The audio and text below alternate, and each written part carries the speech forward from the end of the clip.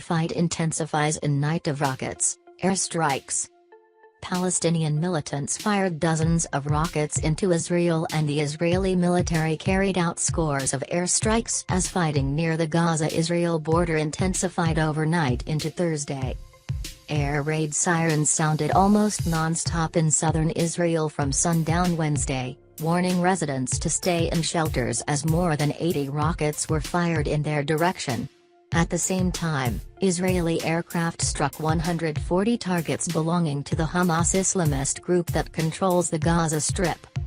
The flare-up came after officials on both sides had talked about potential progress in U.N. and Egyptian efforts to broker a truce to end months of simmering violence.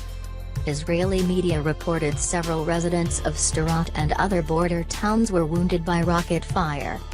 In Gaza, one Hamas militant was killed in the airstrikes, as was a Palestinian woman and her 18-month-old child, Palestinian officials said. At least 5 other civilians were also wounded. I am deeply alarmed by the recent escalation of violence between Gaza and Israel, and particularly by today's multiple rockets fired towards communities in southern Israel, said UN Middle East envoy Nikolay Mladenov in an overnight statement. The UN, he said, has engaged with Egypt in an unprecedented effort to avoid serious conflict, but warned the situation can rapidly deteriorate with devastating consequences for all people. Gaza has been controlled by Hamas for more than a decade, during which time it has fought 3 wars against Israel, most recently in 2014.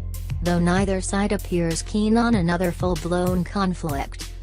Israeli Prime Minister Benjamin Netanyahu called off a trip to Colombia this week to attend to the Gaza truce talks and was to convene his decision-making Security Cabinet Thursday to discuss the situation.